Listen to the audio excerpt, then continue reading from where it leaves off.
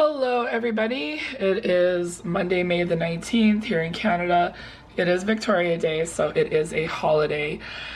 It has rained all weekend. It is supposed to be the kickoff to summer, and we woke up this morning to an absolutely freezing house and had to turn our heat on. So it's not the weekend that we usually get to enjoy on this holiday weekend in May, but we are going to make the most out of it, and I have a lot to do today. I just made two lists. I have a life list, so that just means it's not YouTube stuff. When I say it's life, it's all the stuff I'm not sharing in a video today, and this is what my focus is for today's video. We woke up, the house was 14 degrees Celsius. It is like 57.2 or something Fahrenheit, so it was very chilly, and the furnace is still running. So Andrew's the only one dressed, and he is wearing a sweatshirt and sweatpants. So we are going to be dressed a little bit warmer today because I think 14 is even the high for today.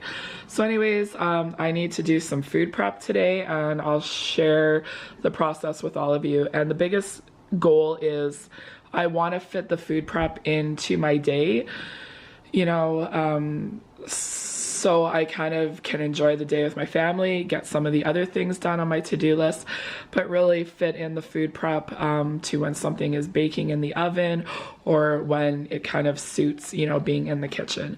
So I did know that I needed to come up with something for dinner, and I'm gonna make what my plan was for Sunday. Sunday we ended up going away for the day, going to Costco and all that. We had the quesadillas, and I thought we'd barbecue today, but I'm gonna go ahead and do this turkey breast roast.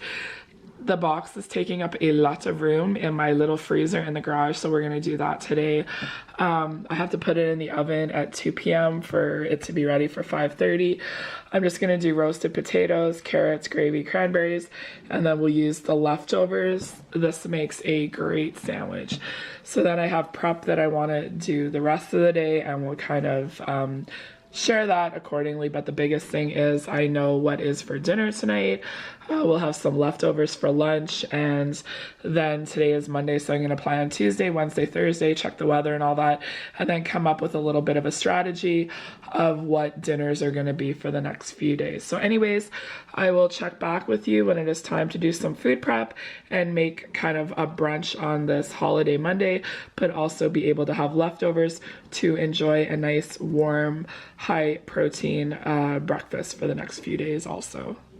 I have some of my go-to vegetables out: green onions, some mushrooms, and some peppers. I find if I have these staples in my refrigerator, I can make breakfast, lunch, and dinner. So I'm making a quiche for lunch, and we're going to enjoy it, but we're going to use the leftovers for breakfast and lunch for the next couple of days.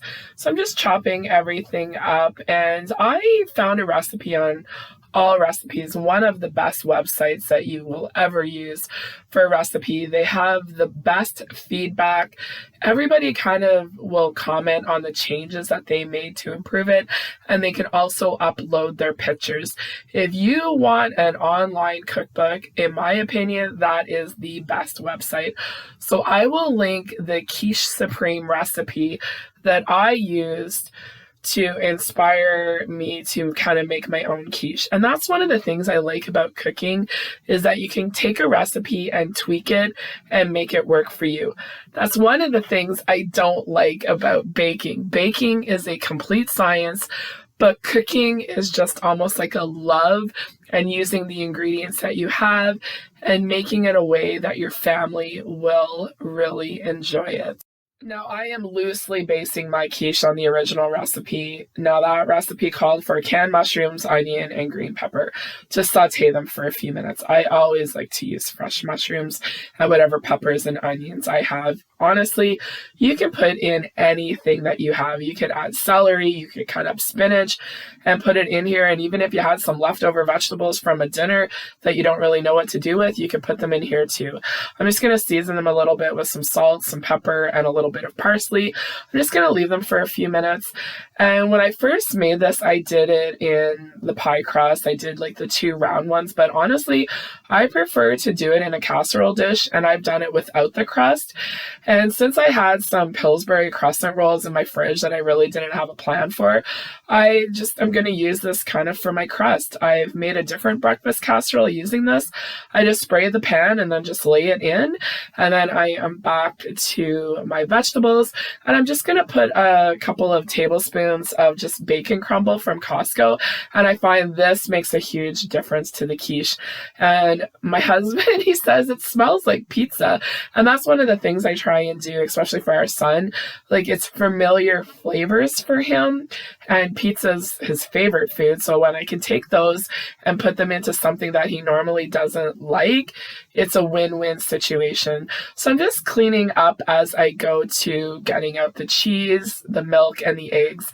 Now, the original recipe says 6 large eggs, cooked ham, a bunch of cheese, and it also calls for 2 cups of heavy cream. Well, my quiche, I like it to be a little bit more eggy. So I am doing this one pan, and I am going to do 6 eggs and 1 cup of milk. I'm also using the Fairlife milk that has more protein in it. So you could use like half and half cream or heavy cream if you wanted to. But the way that I've been making this for years is I use 6 eggs and then the 1 cup of milk. So I got a couple of shells in there I had to clean out.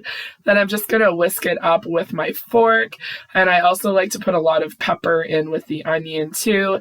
And then I'm just going to add in the cup of milk. And you can add in the other, it says dried tarragon, vinegar, garlic powder, nutmeg. I just go with the dried parsley and the salt and pepper because I do find that the peppers and the onion and then the bacon gives it a lot of flavor. So then I'm just going to add in my vegetables here. I also have the oven preheating to 350 degrees. I'm just going to add a little bit of shredded cheese that I have. This is the Mexican one. I like this because it is a finer shred and it has a little bit of flavor to it. And then I'm just going to dump it into the casserole dish, put a little bit more cheese on top of it, and then sprinkle a little bit of dried parsley. And I'm going to put it into our new oven. We did get the new oven. I forgot to take the cookie sheet out.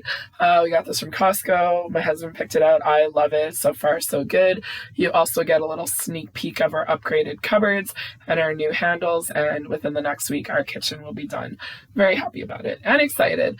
And I'll give you an update when it's all done. So while the quiche is baking, I'm going to go ahead and take some of the fruit that I bought on sale, just a cantaloupe and a pineapple. I cut it all up. I also went ahead and prepped the strawberries. The strawberries will all be eaten now, but the pineapple and cantaloupe will last for a couple of days. And I just can't get over what a difference with the new stove. I did it on the convectional bake and it is so good. It's nice and crispy at the top. And I let it sit for about 10 minutes because it's going to fall just a little bit. And then slice it up and serve it. Everybody loves it. And the thing about this, it is great for leftovers. I only ever reheat it in the air fryer, so I don't know what it would be like in the microwave. I just know that reheating eggs isn't always the greatest, but I find this ratio of the eggs and the milk and the vegetables and the cheese with a little bit of a crust works out really good. So we were able to enjoy it, and then I packed up the rest, and we'll be able to have a nice warm breakfast with the fruits for the next couple of days. And this is one of the egg things that I do like to make ahead. And there's Linus. He's like, is there anything for me? And if he's patient, there will be some things for the boys later. It's a few hours later. I'm going to start dinner. I have the turkey breast. You take the plastic off. There's a little bit netting that you leave on. I've made this before. It's really good. The President's Choice. I bought the butterball before. I would not buy it again. This one is really good. Then I got the grapes clean that I got at Costco, the Welch's brand. I've never had grapes that were easier to take off the vine. I have some dishes to wash by hand too, but I love having grapes prepped and ready to go. I also cut up a couple of cucumbers because we're going to snack on them, and they're just great for munching on and to have for lunches. And I also washed the bag of baby carrots because Hunter and Linus, it's been a while since they've had carrots, so they are very excited about them. So we had a few of them out and they've been munching on them, and they're great for us to eat too, and they're just easier right now. Just the thoughts of peeling and cutting up carrots, you know, there's time and a place for the baby ones. Fridge is nice and fully stocked, maybe a little bit too stocked, but you know, it was raining all weekend. There was great sales. I wanted to take advantage of them. I still have produce to use up, and that will help me with my meal plan for the week. And then I have potatoes, some peppers left, and then I have lots of protein, eggs to go along with the waffles and pancakes that are homemade out in my freezer. So it's organized, it's pretty full, but now I'm going to deal with some of the things that I got at Costco. It's all part of the food prep. I really like these brioche buns, so I'm going to keep one package out and I'm going to freeze the other 5. And then I also want to update my freezer inventory in this little freezer here. And I had some buns still, so I know to use the ones in the door first. We have things I've been buying on sale just to have if the weather ever turns nice. And I want to save these ice cream sandwiches too for when it's really nice out. So here is how I do everything. It's all part of my 4-part food organization. It's always linked down below. And I really didn't feel like marinating any of the chicken breasts. I really didn't know what to do. So I just broke it down into packages of 3. In the summertime, I always like to have barbecued chicken. It's great for dinner, just to even have for salads. And then I also broke down the pork chops. I just did them in packages of 2. Usually I cut them in half, but I just didn't feel like doing it today. Here's what it looks like. I use my electric knife to cut it, and this is so good. This is like real chicken compared to the Butterball. It just feels so processed. So this is what my husband and our plate looked like. And then for our son, it was a little bit different. I made him a sandwich, potatoes, some other things. I did frozen peas, air fried the potatoes, did a gravy packet, opened up a can of cranberries. It was the perfect meal for a rainy holiday Monday. Normally we do barbecue, but we just got to roll with it. So this is part of the food prep, is planning, and we are going to have delicious sandwiches for lunches. And then we also know what we're having for breakfast. Many years ago, I would watch this show called Fixing Dinner. I remember watching it, and this woman would come in and help families come up with a meal plan and a grocery list. And when I used to get this book all the time from the library, and then when I was at the thrift store, I found it.